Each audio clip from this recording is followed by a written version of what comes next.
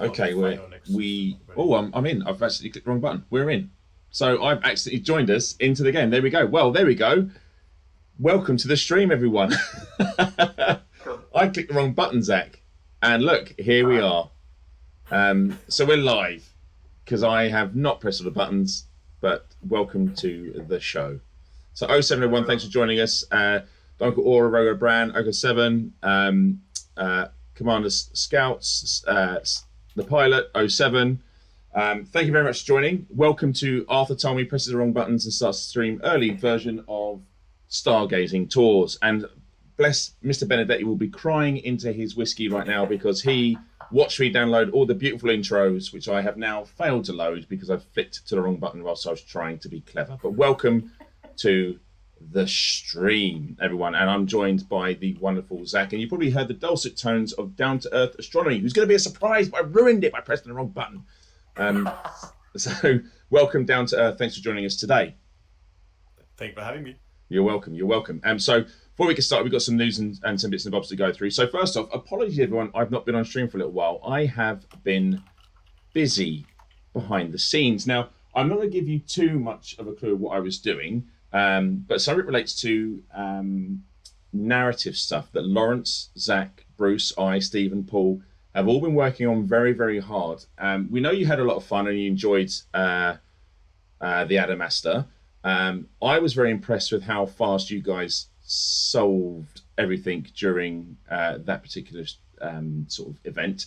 So we've been working on something that's A, just as fun, B, longer, and I think is probably, I think when you get to the end of it, you'll be very, very happy with what happens. So we've been working on that stuff. It's a lot of effort. I may have mentioned that before in previous streams, but some of the stuff we have to do in terms of lore writing, getting certain assets and stuff into the game, etc., etc., etc., is very, very difficult. It doesn't happen sort of overnight. So we're working very hard on that. But this is going to be a series of events and stories that will be able to be played by everybody. So if you're playing Elite Dangerous base game or not, or Odyssey or not, you can play this particular storyline. So all of our players will take part in this particular event from start to finish. And I'm very excited for it to get started. In other news, I see people are asking questions about when will there be Odyssey stuff. Well, the other reason I've been very, very busy is because I'm very hard at work. Actually been to the office for the past week, working on some stuff to try and get for you guys for Odyssey. I can't see what it is. I know you'll be very happy when you see it. I can't say anything else. I know my bosses watch this show, so I can't say anything because we hate it when you go on off because you always tell people stuff you shouldn't tell them. But I tell you what, maybe I will say something. Oh, I'm going to tell you, I played it. I've been playing it. I've been playing Odyssey. It's great, right? So that's it. So I'm going to say I've been playing Odyssey. It's great. So that's all cool. Very excited for you to see what's coming up for Odyssey. Very excited to get you some dates and details on the alpha, when it's going to start, how it's going to look. That is all in the works. I haven't forgotten. Still going to get this across to you. Apologies if I'm a bit out of sorts. I'm very, very sort of rushed on my feet today. I didn't get back home until 6, as Zac knows, because that's why I've messed this stream up already. But today's stream is going to be Stargazing Tours. But before that, I'm going to hand over to Zac, who I have not let speak on this stream for the opening 7 minutes. I'm not worried. You handled it very well. Yeah, I mean, first things first, I've just got to talk about the new community goal. So, in case you've missed it, the Jupiter Division ships have engaged in battle with rival federal vessels in the HIP 54530 system. And this one was permit locked until today, I believe. And a few commanders spotted that they'd been invited into this system early. And people have been, discussing what this might be. Yeah, it's a new community goal, which is for the loyalist former Core Dynamics CEO Jupiter Rochester have built their own breakaway faction in HIP 54530. And the FIA expects that Jupiter Division agents first infiltrated the HIP 54530 Gold Universal Group years ago. So basically, you jump into that system and engage in some combat. And apparently, I'm very quiet. Let me know. Yeah, I've just tried to fix that. I don't know if it's because I had you low on my Discord, so I don't know whether that's going to fix it or not. About now, how do I sound now, chat? Let us know if Zac is too quiet, and also if you you can learn more about that CG with !CG, but that will be going on for the next week. I don't think it is. Are you using the mic on your headset, Zach? I'm not. I'm using my Blue Snowball. Oh, okay. Yes, it's not that. It sounds like a laptop mic. Okay, cool.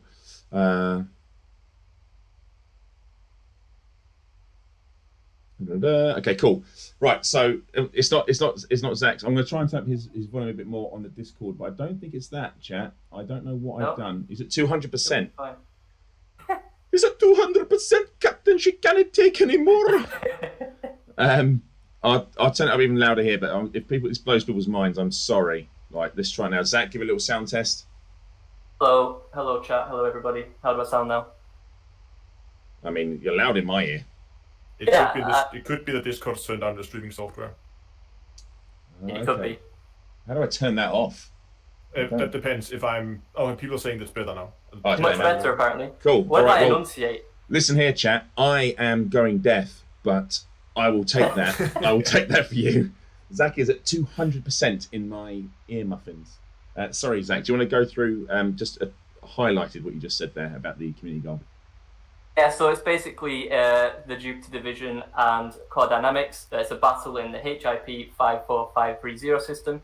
And basically you can earn a permanent permit to that system, and that will be given to 75% of the victorious side. And if you don't win, you can earn that permit later on as well. Yeah.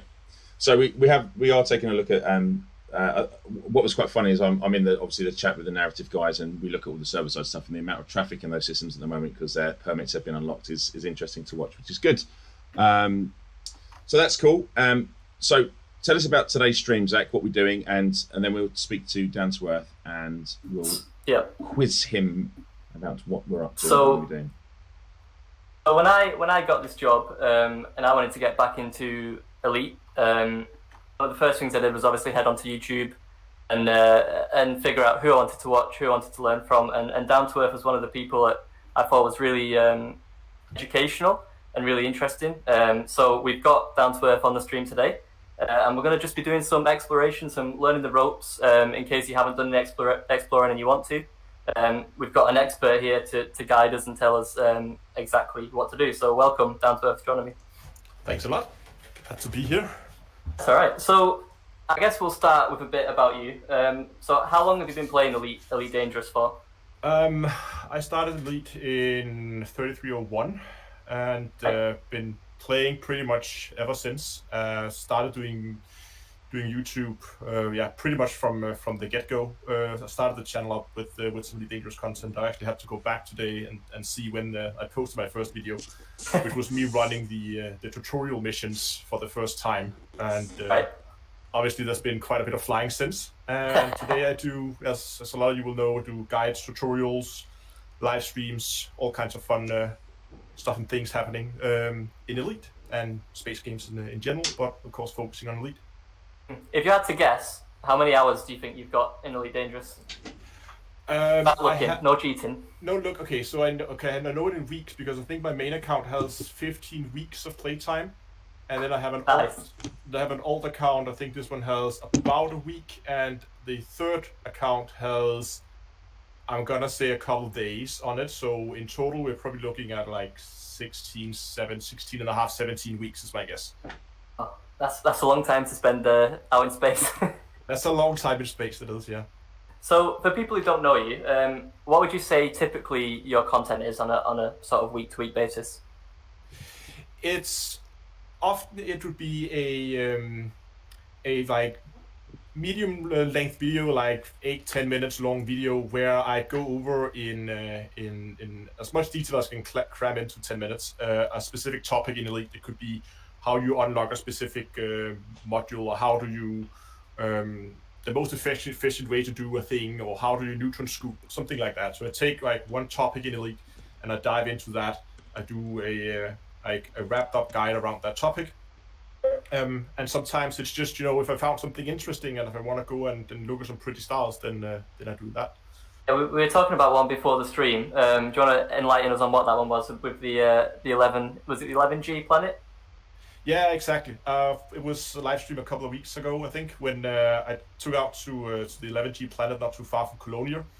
And I was running around that area and was trying to set down on the planet, which is obviously a ton of fun because one small mistake and you become a projectile and make a new crater.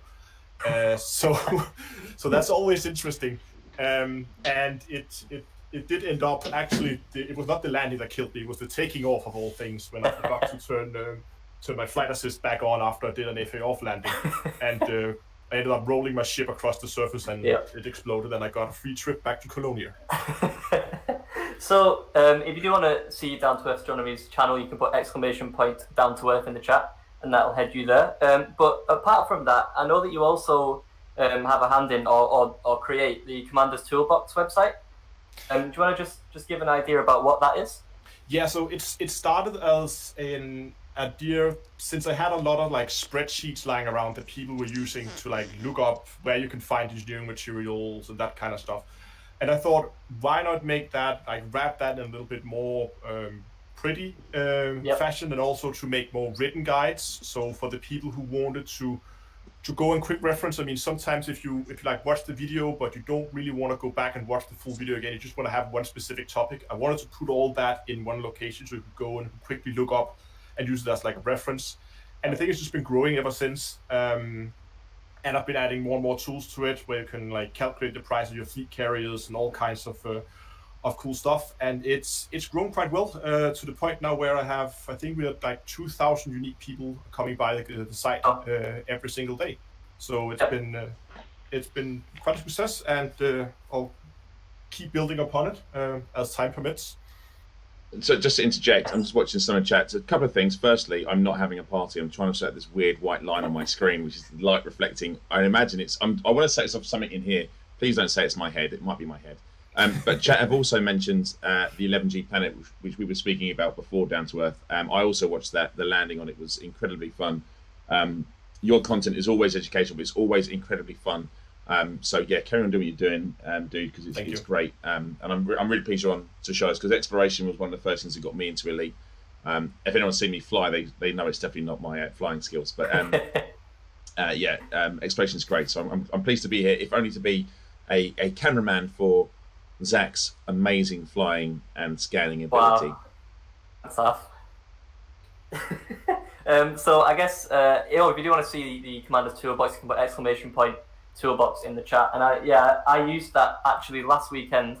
I was searching for Guardian parts, and you've got a really helpful page on there about how to locate and find the Guardian parts. Yeah, really useful stuff if you want to learn more about not only exploration, but engineering and every aspect of Elite. There's a lot going on. So today, basically, we're just going to be exploring. We're going to be learning the ropes. If you don't explore and you want to try it out, we've got the best person to do so. So where are we right now, Down to Earth? So we are in a nebula about, I think we're 5,000 or 6,000 light years from Colonia, approximately the direction of the bubble. I came about this system about a month ago when I was heading back from the Collection of Wonders towards Colonia, and I decided to take a small detour to some of the local nebula that I had en route. And I came about by this system, and at first I actually stopped because my FSS scanner showed a water world, and I thought, well, let's go and take a look at that. But the water world actually turned out to be the least interesting part of this system. The area of the system we're in right now is a gas giant with 2 smaller planets around it, and all 3 of them has rings around it. So we have 3 ringed bodies very close to each other, and this can make for some absolutely amazing screenshots. Yep. Really does. So, yeah, and then there's one other thing in the system that's interesting, and that there is a planet. I think it's around planet 4. We can go over there, the moon. Second moon around planet 4 has a sub-moon, or I don't know what they're called, like a moon's moon. A mini moon. Really, really close, and the moon is landable, so we can go down to the surface there. We can take a look at the parent planet.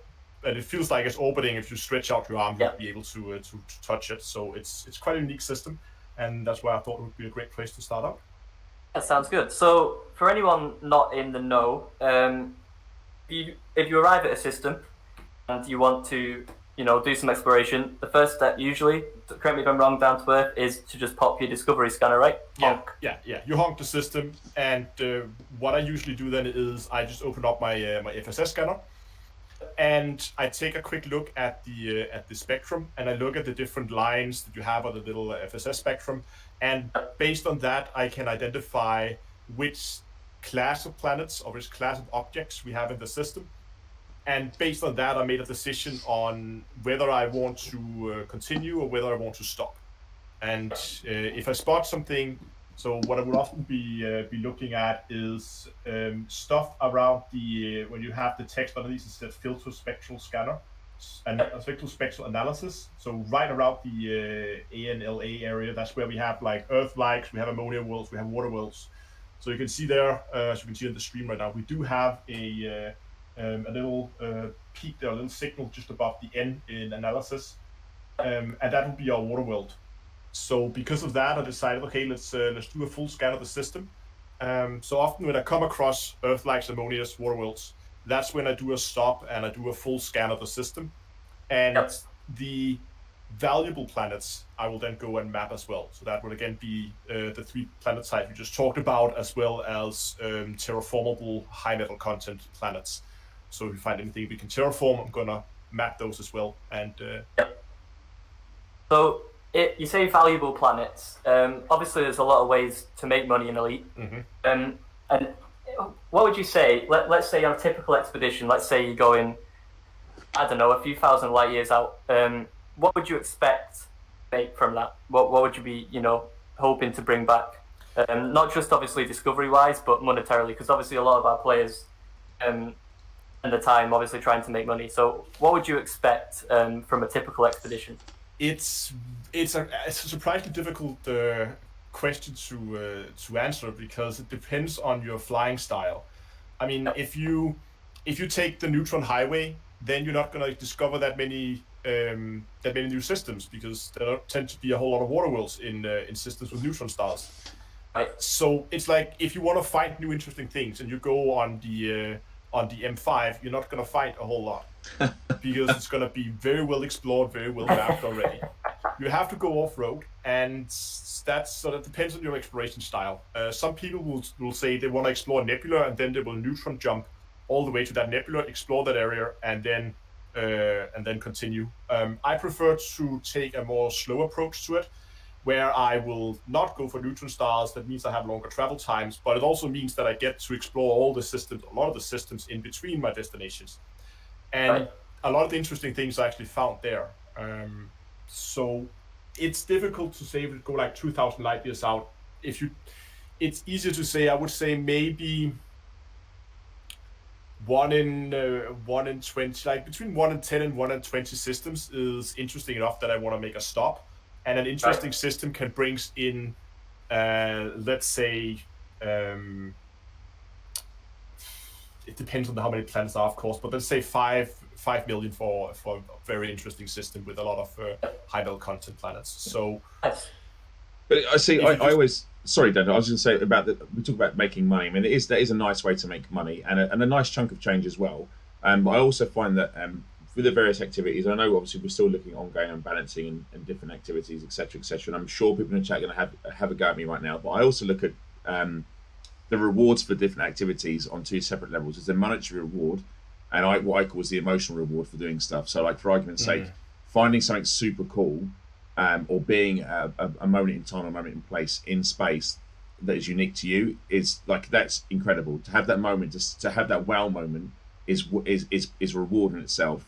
The same way, like, I feel like when you finally get, like, when you with you, and I finally got my first Thargoid kill, that reward emotionally for me was massive. I wasn't interested in the credits. I was interested in the fact that I'd done something that was really, really difficult. So I think when we look at these different things, like the rewards, there are different rewards based on what you're doing. Yes, mining is obviously very, very lucrative, but emotionally, I don't find that as rewarding as other activities. But yeah, sure. Sorry, I interrupted you there just because you were talking about the money. That's fine.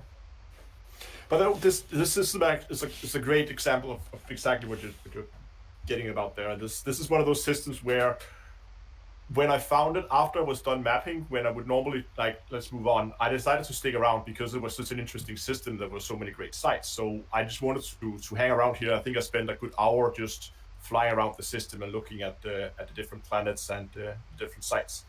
So yeah, absolutely. If I was to ask, I mean, it's going to be a tough question. I know you probably get asked this loads actually, but I'll ask it anyway because I don't think I've asked you this question. What's like a recent wow moment for you, and B, like the one moment you were like, this is what I want to do. This is why I want to play this game.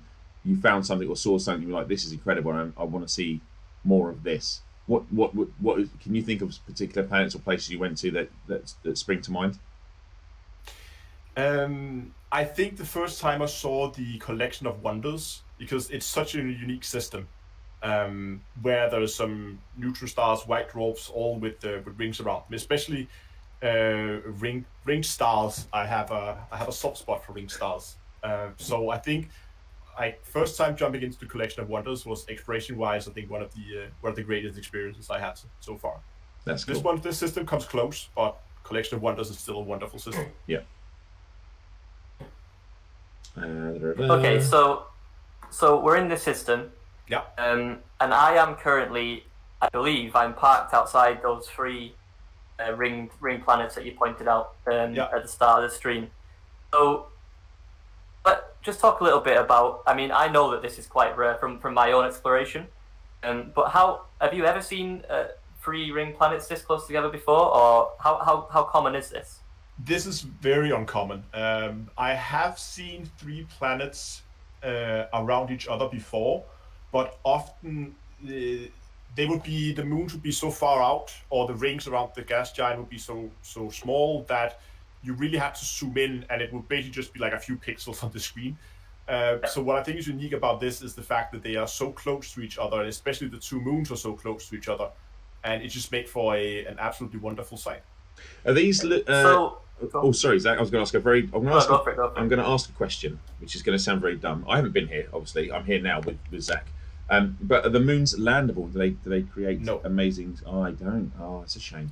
But there is two landable moons without rings on them that's also orbiting around this area that you can land on. So if you want to get these from a moon's perspective, you can actually one of the rings planets has a moon around it.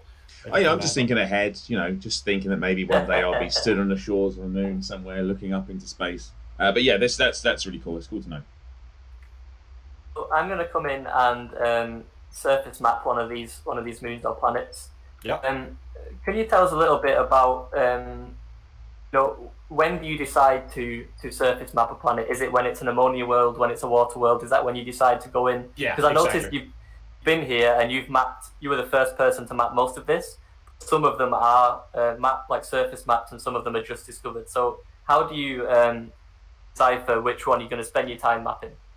So again, there are the three types of planets that I use as indicators to stop and scan: ammonia, water worlds, and Earth-likes. Those will of course be mapped, and then I look in the system map after I've done a full FSS scan of all the planets in system.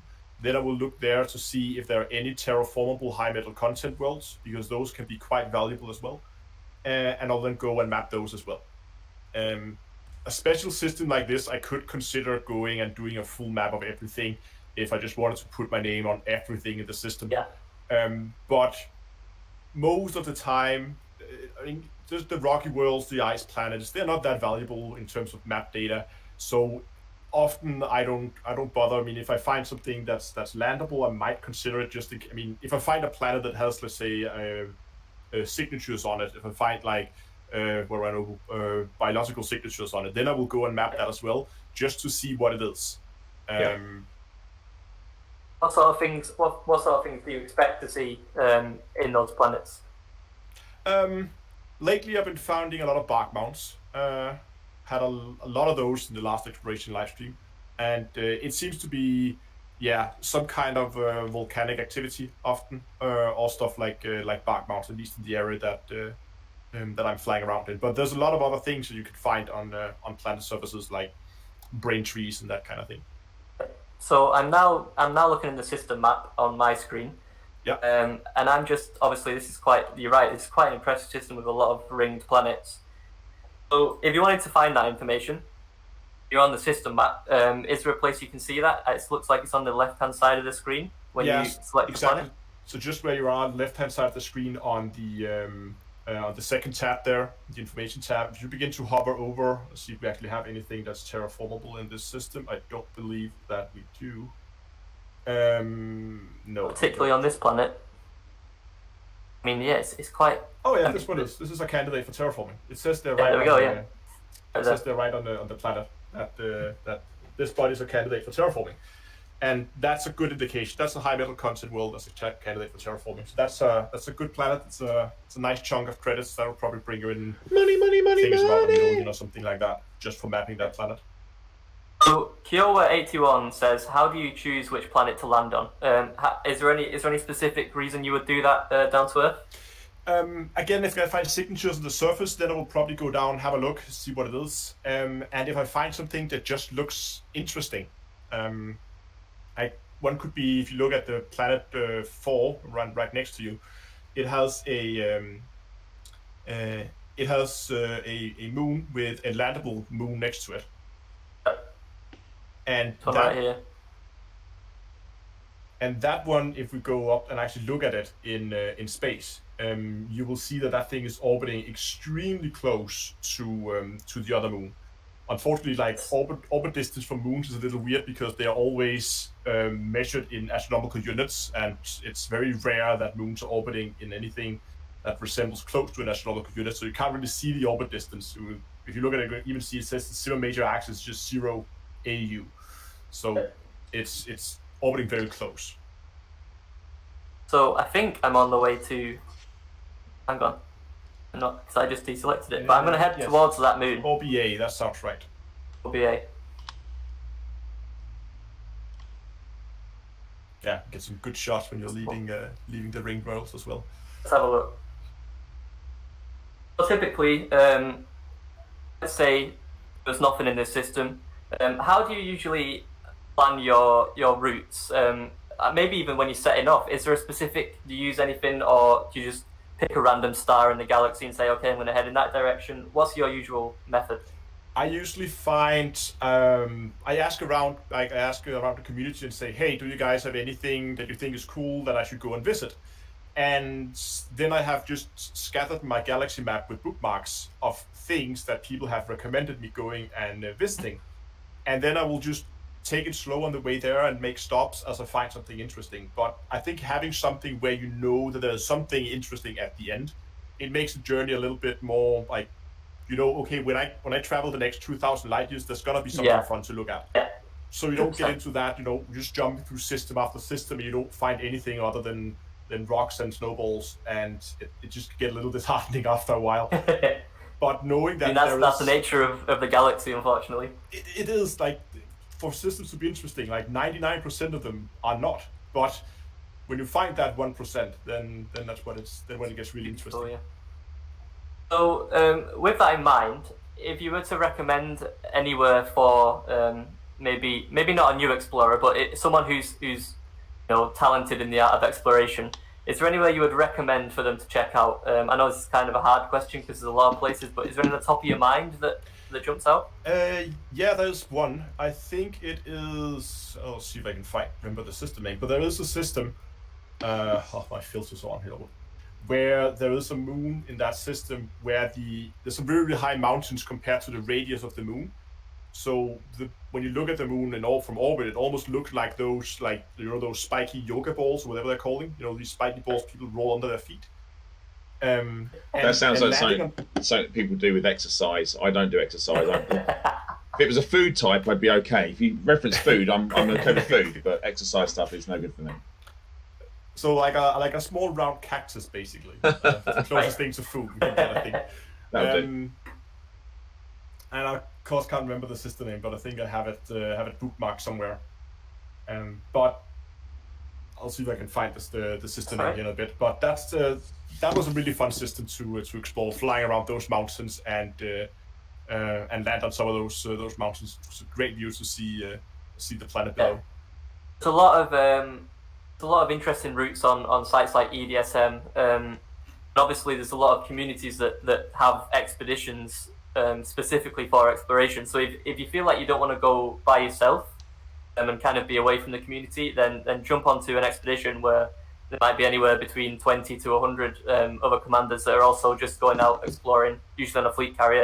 It's definitely something to look at and get involved with. On the back of that, I was going to say, Zach, it's a really good point. Like, there's often stargazing tours that come about, and one of the cool things with fleet carriers coming into the game is that other commanders very kindly will take some players who maybe are new or just don't have the ships capable. We'll take them on really cool sort of tours around the galaxy and say that these are really cool spots for you.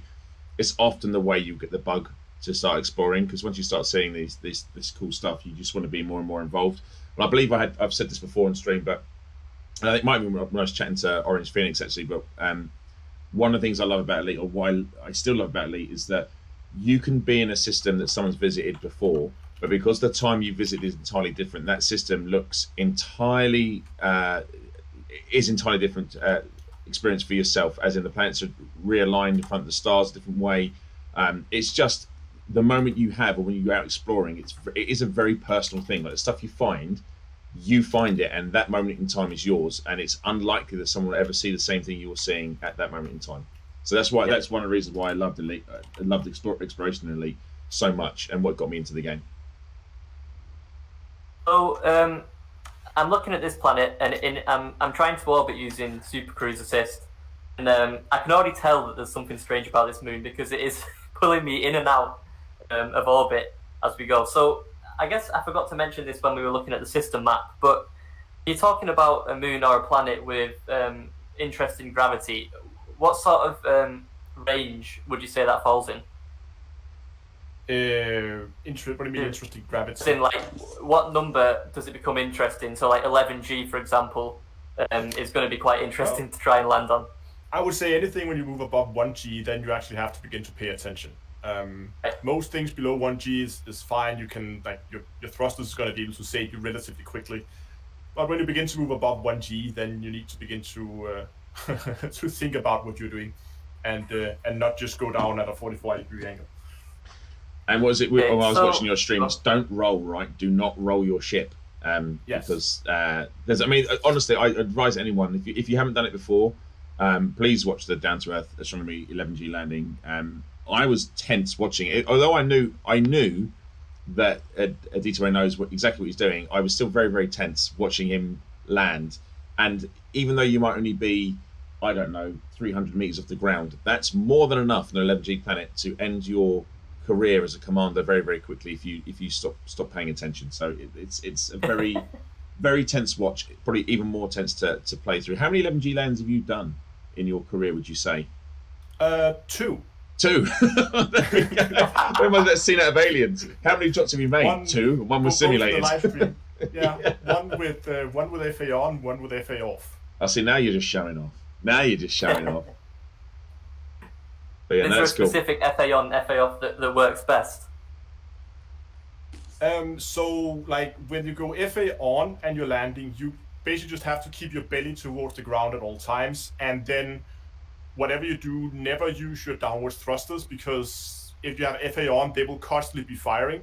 But the moment you use your downward thrusters, they're gonna turn off the lower thrusters and just turn it off completely, and you're gonna drop like a stone. So when you need to lose altitude, you have to basically come down more like a plane, where you have to fly around, and then you can drop the last few meters. And what I like to do there is to position my ship above a spot where I can land, and have, let's say, 10 meters, no more than 10 meters to the ground, and then just quickly pulse my flight assist on and off to just turn it off and back on again, and that will just drop me the last few meters down to the surface. Looks like Arthur's left our I was kicked out. So I'm very upset. Very, very upset. You. Thank you. I'll be back in a second. Okay, so actually, it might be my internet might have a bit of a moment there. Actually, I don't know if I'm still streaming. Seems to be okay. Okay, cool. I've lost everything. Still here, chat? There we go. Good. Right. So this is very interesting, as you said. They're very close together. We try and land on this one down to Earth, or would that be an abrupt end to the stream? No, this one is okay. This is like 0.07 G. This is not dangerous at all. This is safe enough to land on. This is a beautiful site. I don't think we have anything too dangerous in this system. It's like a giant lemon. I like it. Yes. I want a gin and tonic. I want a gin and tonic. A nice slice of that planet in that gin and tonic. Oh, Zac, are you coming to land, yeah? Trying. I believe in you, Zac. If it was Bruce, I wouldn't have any trust, but you, Zac, I trust. Maybe way too high off the ground here, but at least we can get a bit of a closer look at the planet, or the moon, should I say. Yeah. I'll try and show it without your thrusters in my face. There we go. Are we on the dark side, I'm assuming? Looks like it. I'll see if I can turn the lights on. I mean, it's going to make us little to no chance, but very sure. Very true.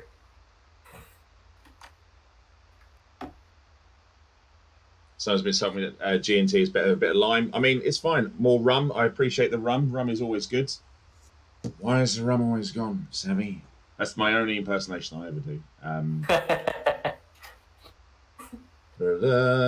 High fives. Lots of people saying hey to DTA. So lots of fans in. Chat. Hello, guys. Oh yeah, so Zac, can we talk about the ship you're using, by the way? I saw it's called the Explorer Conda, but I don't know if you've done anything special to it, so just out of curiosity. This is a Bruce special. This is the Explorer Conda. I believe it's fitted to do around 90 light years, which is quite impressive, much more than my own exploration ship on my own account. But then again, I just find the Anaconda very cool. Can I just... It's not...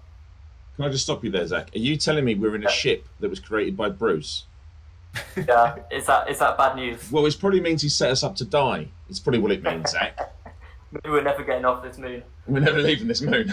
We're all going to die. Sorry, I'm being silly. I will shut up. I mean, all I was going to say is that I'm not the biggest fan of the Anaconda, so you might have done well to interrupt me, save me from Earl of Outrage from the chat. Well, everyone knows what I call the Anaconda. I call it the space sausage. Just because in the ship that I use, which is, or what I have used a lot actually, which is the Flak Mamba, these are very juicy targets because you can just dart around them and just absolutely hammer them with the flat cannons. But I know there's a lot of Conda pilots out there who would take umbrage at me calling them space sausages. So I will stop. I won't stop. I'm going to keep calling them space sausages, but still. Good landing, Bruce. Bruce? Oh my lord.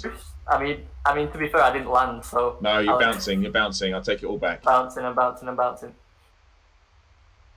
to find some terrain.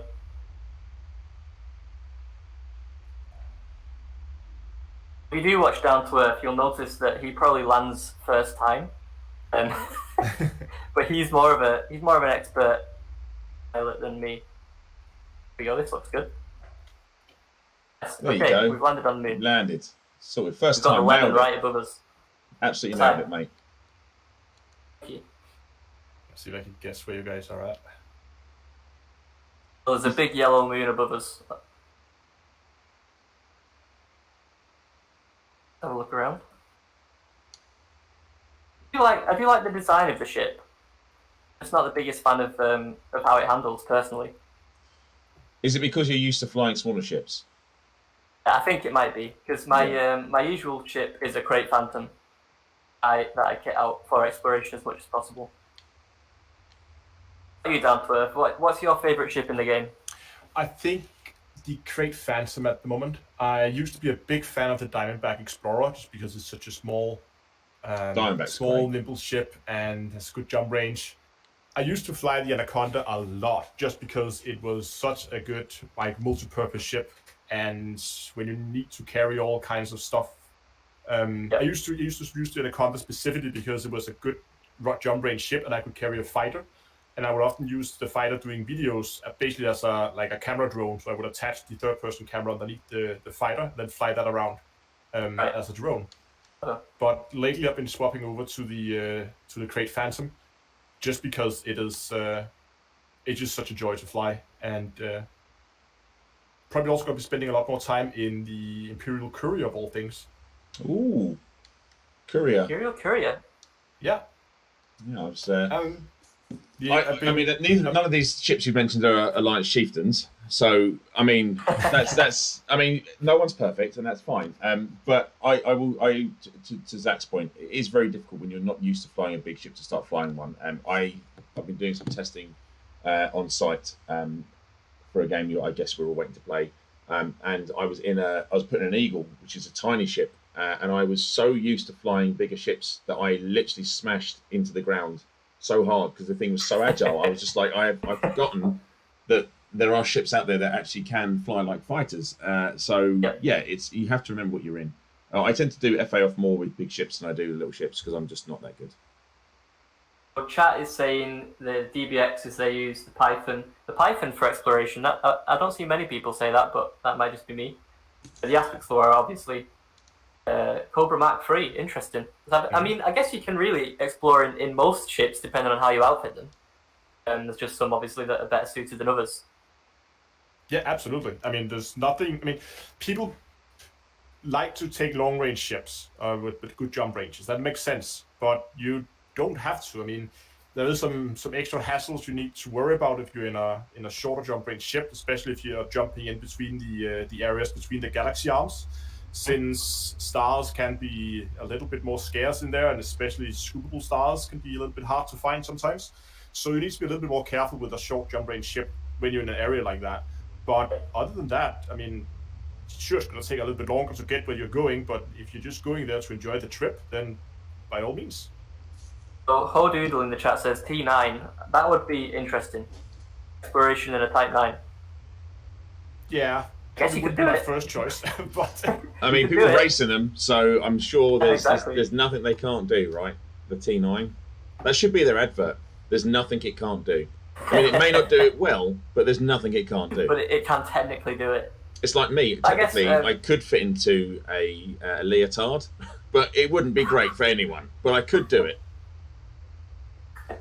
Follow that, Zach. I was going to ask another serious question, but now you've thrown me off my rhythm. Taking out your chi, haven't I? Sorry, mate. Get used to it. It's what it's like being a streamer, me. I was just going to ask if I'm a new player. Let's say I've just out my Sidewinder maybe. What would you recommend as a sort of starting exploration ship? Not breaking the bank, you know, just not something. breaking the bank. I would say either go for a Cobra Mark III because it depends on how much credit you have. You could go for something like a Hauler. It's a great little exploration ship, I think. Alternatively, the Cobra Mark III is a good ship for new players, and I tend to recommend that specifically because the Cobra Mark III is a great multi-purpose ship. So if you go out, you explore, and you figure out, you know what, this exploration is not for me, then the Cobra Mark III is so easy to just refit, make it into a mining ship, make it into a combat ship. It's so versatile that you can just make anything out of it, and it will actually do it quite well. It's basically like a small sized Anaconda. Apart from that, it doesn't have the Anaconda's jump range, of course. But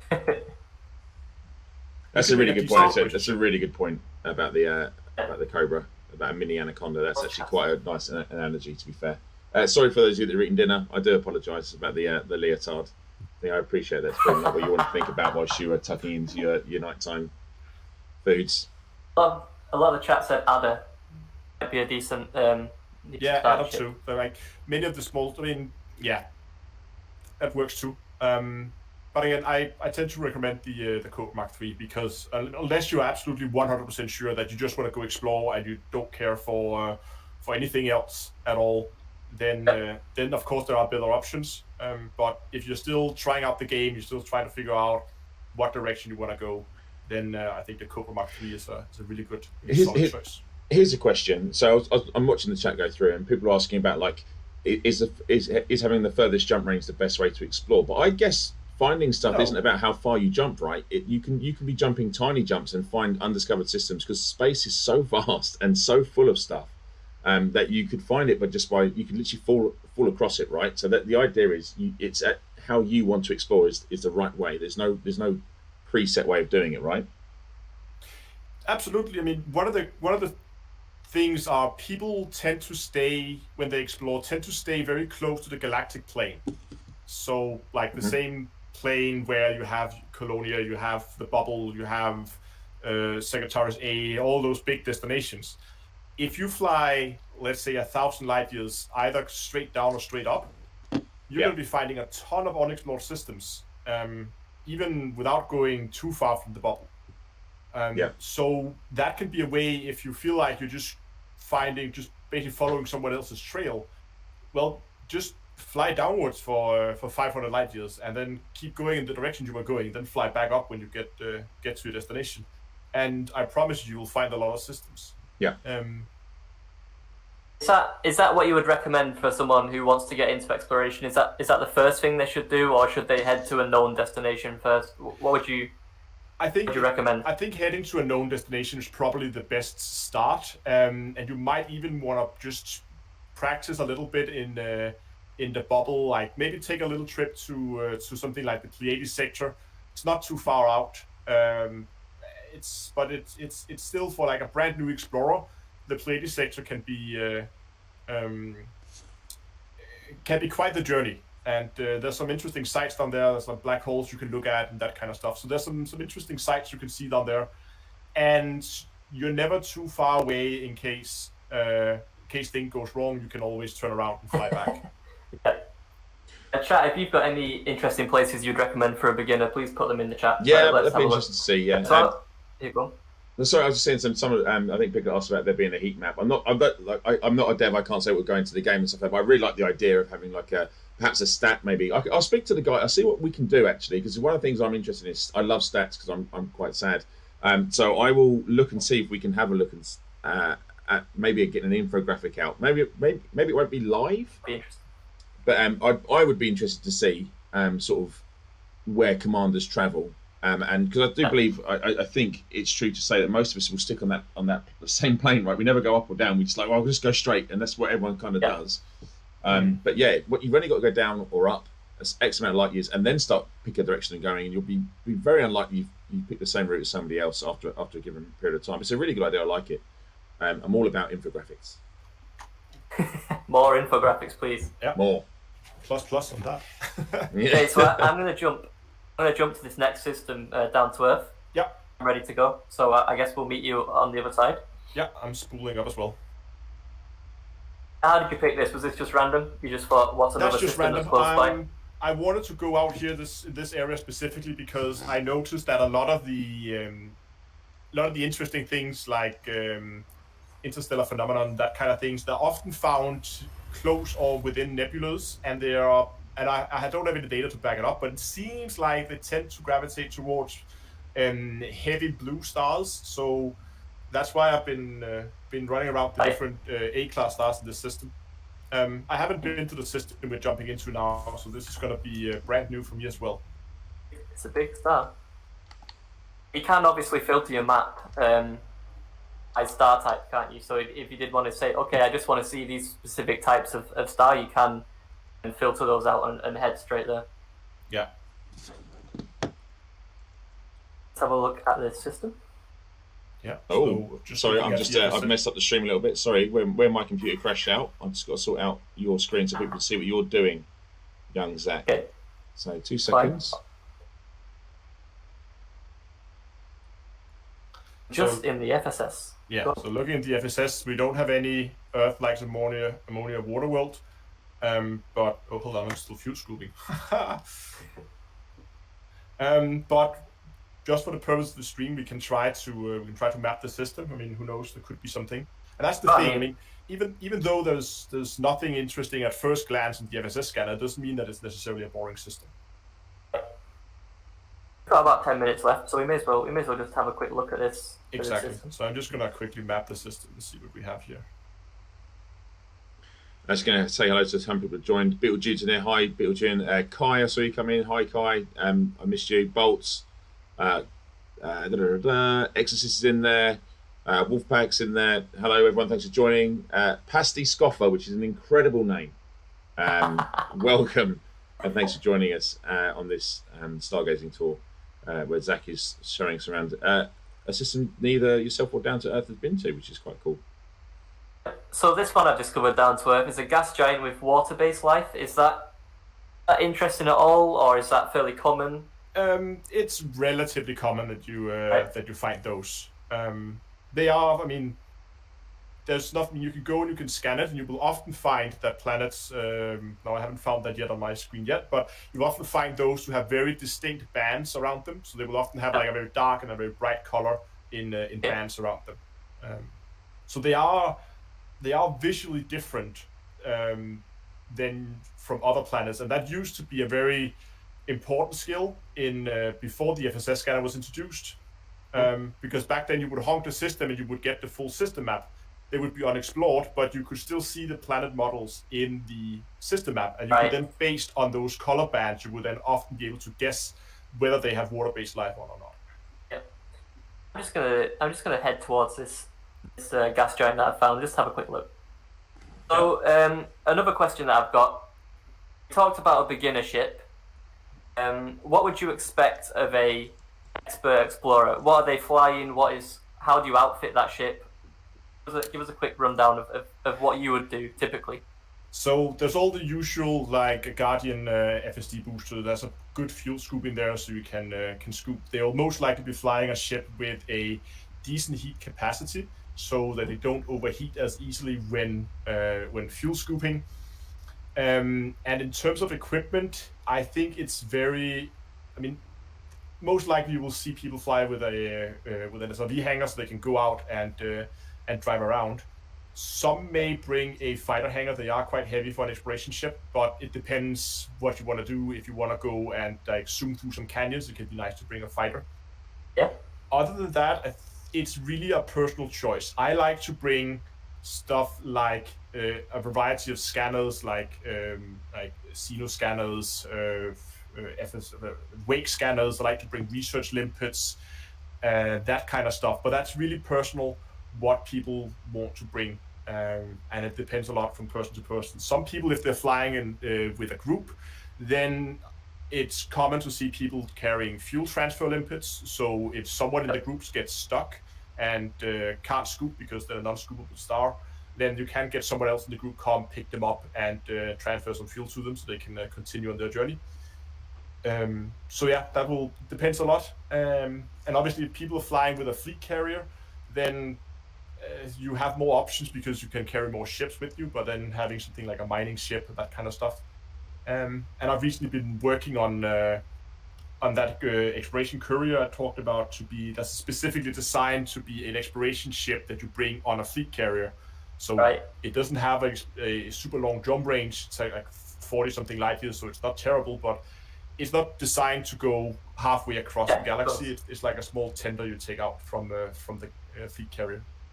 And Van Otter says you can hitch a ride on someone else's fleet carrier. I mean, that is something that you can do. There's a lot of people that are, okay, we're going to head out to this system, we're going to do this exploration, come along. So just as we said earlier, if you check out EDSM, you can find some official explorations and some expeditions that are ongoing. I'm approaching this gas giant now. I don't think it is anything special, like you said, but I just want to have a quick look. You never know, Zach. You never know. 9 is really pretty. 9. So typically, I've spent 2 minutes flying towards. It's 7. Yeah, that's 7. That was the one with water based. Was correct, yeah. There's a lot of gas giants in this system. Well, I've got a good quote. This is one of the things I like to do. If you try to open up your system map and then go to the Ori map, it's a very underused feature, I think, but there's really a lot of fun things you can see from a system in there. Yeah. And there you will notice, I'm gonna wait for the stream to catch up. Yeah, exactly. There you will notice that you have planet 1 to 7 all sitting nicely in a disk. So those will most likely have been original planets in the system. And then you have 8 and 9 that are orbiting at really weird angles. So I would expect those to have been captured objects, meaning they're probably not been created with the system, but has been rogue planets that has been caught by the star's gravity. And it's now that's why they're coming in these weird angles. See, this is why we have you on. I have no idea of any of these kind of big brain, Zach. That is big brain knowledge coming at you. And it's quite uncommon to see captured gas giants, which is actually interesting because for the longest time it's been assumed that rogue planets are all planets that have been created in a star system and then during the early phases of the star system's development has been ejected and has been floating through space until they encountered another star system by chance and then got captured in. But in that case, it would be small icy planets that is most likely to be ejected. But it's then people are beginning to theorize that planets can also form on their own out in the interstellar medium, and they've been dubbed sub-brown dwarfs. So they are not even big enough to be classified as a brown dwarf, but they're still classified as a rogue gas giant. And that could actually be what we found here, since we have gas giants that are caught as a captured object. Discover things every day. I'm gonna head out to Planet 9. That thing looked quite interesting in the FSS scanner. I can see the system has been discovered before, so we're not the first ones here. It's funny, isn't it? Because you were the first to discover the system pretty much right next door. Yeah. But this one has been discovered by a commander previously. Yeah. But again, there are so many systems that it's not uncommon you will come across a cluster of systems that's all been explored by the same commander, and then all of a sudden you come across one that either was just missed completely, or I don't know, maybe their filters were set up differently than yours. Could be something. Isn't it really? Yeah. I mean, it's. We actually talked about this. I was on late radio. We talked about this specifically. That I think when it comes to exploration, I mean, if you go in and look at a game like Elite, you come in 6 years down the line now, and you want to go out and explore. You might think, okay, a 6-year-old game, how much is there to explore? But there's still more than 99% galaxy left that has never been seen by anyone. So just because you're a new player doesn't mean there's nothing left for you to find. No, that's a really good point. I mean, we did an Odyssey QA last week, I think, about the galaxy and how many more planets will be landable. I think it's like 20% more planets will be landable. Mm-hmm. But yeah, I mean, the stat, we haven't even discovered 1% of the galaxy, which is, it's really exciting because one of the beauties about obviously it's a sim. It's a one-to-one sim of the Milky Way. So it's a huge undertaking to try out. So even with the dedication of players we have to try and get even a tiny percentage of this mapped fully is, you know, well, I'd say it's impossible. I wouldn't put anything past our community, but it would be a task. It would be a task. Absolutely. I do have one last question, Arthur, if you let me fit it in.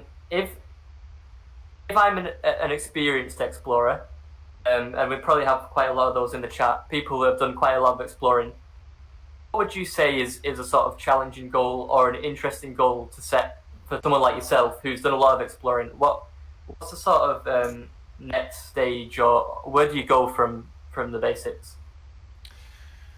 So, that's a good question. I mean, it really depends what you want. It can always be something like find a fun destination, or you could get your name on, get first map on a planet with, what do I know, a brain tree on it, or something else that's not super common to find. That could be a challenge you could go for if you wanted to. Right.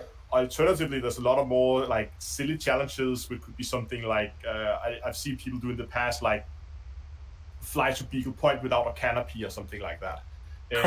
If you're into more sadistic challenges, then you can do stuff like that, and then live off iron and nickel on the way. Which that would be some feat. You can manage that. No, it has been done. Yeah.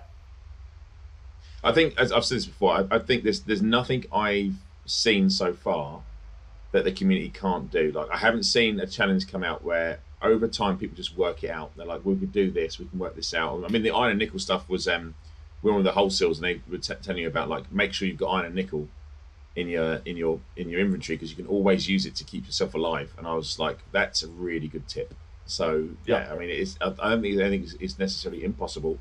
I've seen SRVs being taken into orbit, so there's nothing I haven't seen so far. And another good point is also make sure you have at least for a few FSD injections, so you can increase your jump range. Because if you get stuck in a system and you can't jump out, increasing your jump range will also decrease your fuel consumption per light year traveled. So if you could, let's say you could jump 40 light years and you do an FSD injector, jumping the same 40 light years will consume less fuel than it did before. And that means sometimes if you're running low on fuel, it can give you that little bit extra range to get out of the system and get into a suitable start. So that's a lifesaver as well. Chat's just come through and said, so Duncan Aura, thank you for that. Commander Paroxysm was the one that did the jump. So go and check that out. I might be saying the name wrong. But Paroxysm is all about, he's also, I think he's taken every single ship in Elite to Beagle Point and back. There you go. So well, if we look at, check that guy out. One question here from JSB: has anyone made it to Beagle Point or another distant place on a single tank of fuel without refueling? I don't believe so. I know there were some people who were 2 people jumping out to Beagle Point, trying to basically beat the record for furthest person from Earth by having them super cruise fly away further out of the galaxy. We're in an Anaconda designed to have as much fuel on board as possible, and on the halfway mark, the second Anaconda would meet up with him and give him his remaining fuel. Oh wow! Okay. Doing fuel transfers so he could get even further out. But it could actually be fun to see how far you could make it on your own without a fuel scoop. Yeah. I'm thinking you could potentially push it out to like a couple of 1,000 light years, I think, if you use neutron stars. Neutron stars, yeah. I was going to say that there'd be a lot of plotting around neutron stars to get that, get as far out as you could get, right? I think chat is saying that I might have missed. Somebody's trying to reach Sag A right now. That was in chat. Soul to Colonia has been done in a single tank, hasn't it? Not quite sure. Or Swell the Spoon, not sure. Yeah, it'd be interesting to know, chat. If someone has, absolutely pop it in there. Someone's saying they think it might have been done. Yeah, but can you do that on your own, or you would probably have to have someone with you to refuel you?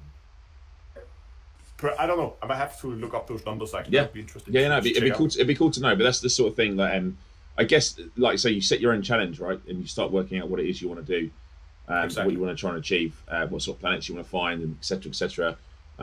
When I started doing exploration, I was very interested in the Thargoid stuff, so I went to Barnacle sites, Barnacle forests, crash sites, all that sort of stuff. Then the Guardian sites. That's how I got into exploration, and then I started finding really cool places, nebulas. I started to visit nebulas, and now obviously I'm big into the stellar phenomenon. I can't say the word phenomenon. So I like doing the storms and stuff like that. But at the moment, I haven't had a lot of time to play because I'm super busy in the office. Working on the game. Yeah, I'm working on something else at the moment. So I can't play this. I can't play this part of it because I'm doing something else, which is in many ways very, very cool. But it does mean that when I get home, I'm super rushed for time. I just need to eat and sleep. This planet is quite something. I have a primary school question, quickly. Yeah. So when I was in primary school and we looked at planets, this storm, I used to think that these were storms, these like sort of swirly spirals. Is that correct? These basically, they are. Nice. Swirly So there's a lot of storms on this gas giant. Oh yeah, absolutely. And without looking at the size, I would guess if this is just a somewhat normal gas giant size, those storms could easily be approximately the size of the Earth. Oh. That's not something you want to think about. Fairly small gas giant, yeah. So this is Earth mass. How big is it? Radius. Okay. So this one is like 6 times the size of the Earth, just to kind of put it into. So they're not quite the size of the Earth, but they're getting there.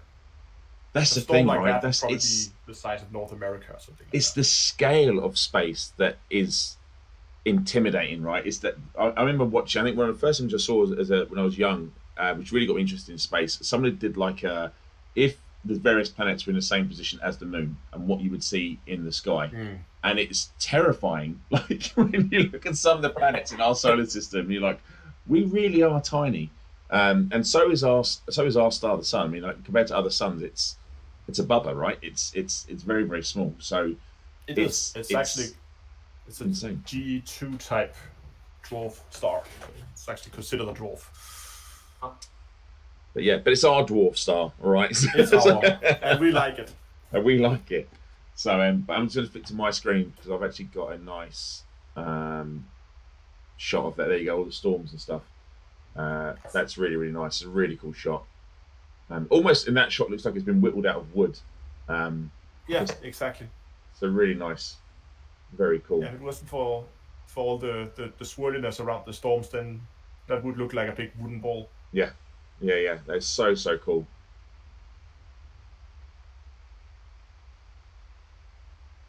I'm just staring at it. Sorry, chat. I'm just.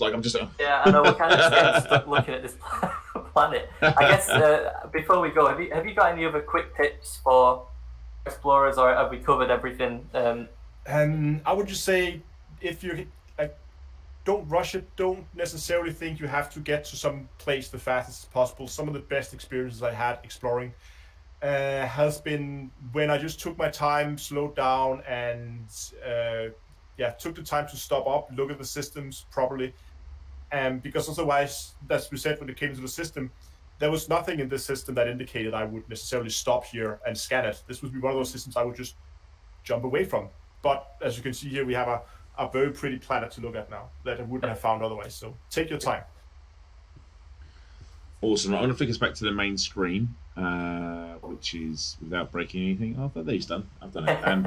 I want to say again, Down to Earth, thanks so much for joining us. You always, you're really cool when you come on because you're so knowledgeable what you do.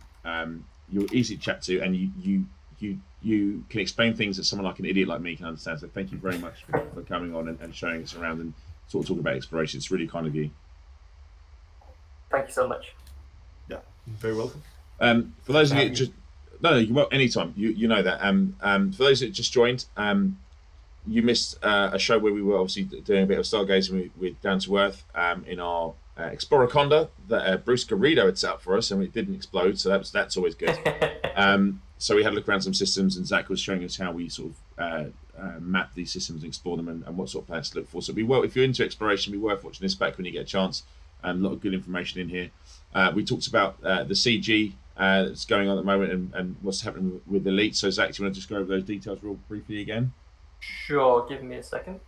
Okay, and while Zac's doing that and brings those up, I will say what I've been working on. You haven't seen I'd say my pretty face, but that's a lie, isn't it? You haven't seen what appears to be a boiled egg dipped in mud for a little while, and that's because I've been busy working on some narrative stuff with the team behind the scenes.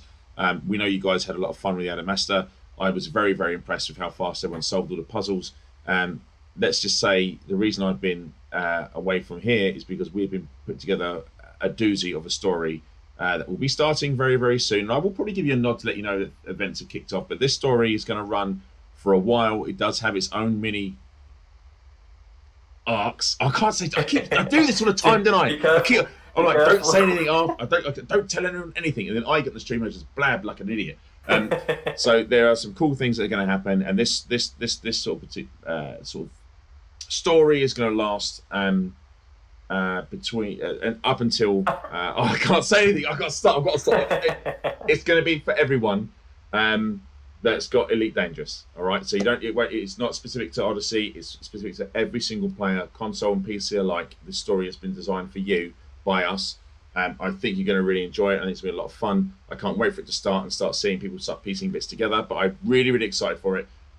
So that's what we've been busy on doing. I've also been busy behind the scenes trying to get together some stuff for some more news on Odyssey, which I did tell you about. I am going to get shot for saying this, but you know what? That's what it is. I've been playing Odyssey. It's blooming great, right? That's all I'm going to say on it. I've been playing it. I'm not even playing the alpha build. I'm really enjoying what I've had a limited look at. I'm very excited to see what you guys do with it once all that reaches your hands. Now back to the CG news for Zac. Thank you. So commanders have been allocated temporary permits to HIP 54530, and you're encouraged to fight for either the Jupiter Division or the Silver Legal Group, and the winners will gain a chance to have a permanent permit to that system. The top 75% will get it. And then the rest of the players, whether you win or lose, you can earn that later on, but the top 75% will earn that permit straight away. You can learn more about that with !CG. Just to point out, Elsric, I did see a note about the issue tracker. I am going to look. I've said this before in previous stream, and I'm not. Look, I don't lie to you guys. It's one thing I pride myself on. The issue tracker is something I am looking at. It's on my list. And I will tell you all now. It's a big issue and that sounds ironic. It's a lot for me to untangle and to get through. It is definitely on my list of things to do. Leave it with me. I will work through it as fast as I can. But it's not an easy fix. So let me just go through that and make sure that that's worked through and it becomes sort of comprehensible for everyone involved. So I'm not ignoring yours, Rick. It's just one of the things that it's not something easy for me to fix on a whim. I wish it were. I wish there was a fix button I could press, but it isn't that simple. But yeah, so that's that. Just wondering where it was on the list. It's always there, Osric. So there's lots of things on my list that are always there that I'm trying desperately to fix. So it's always up there. No, you're welcome. So there we go. That's been today's stream. I want to thank again Down to Earth for joining us and spending time with Zac and I. I want to thank Zac for flying us around. Let me be a passenger because I was very tired and very rushed today. So hence the reason I didn't do much this stream. I just sat there like a giant paperweight. And I want to thank you all for joining us. We will have some more shows for you next week, so please join in then. But until that time, actually before I go, one more time, Down to Earth, where can we find you and follow you if people want to? So they can mainly find me on YouTube under Down to Earth Astronomy. Alternatively, they can also find me on Twitch under the same name, where I will be live streaming Elite Dangerous every Tuesday. And of course, they're all the Galora. Sorry, Awesome just reading chat. That's all right. So everyone that joined in, thank you so much as always for joining in. Thank you for the mods for modding. Sometimes I don't say that, and I should, because I know you guys and girls spend a lot of time supporting us. So thank you very much for that. It is acknowledged, and thanks for all your support for everyone. We will see you on the next show very, very soon. Thanks a lot, everyone, and thank you for watching. 070.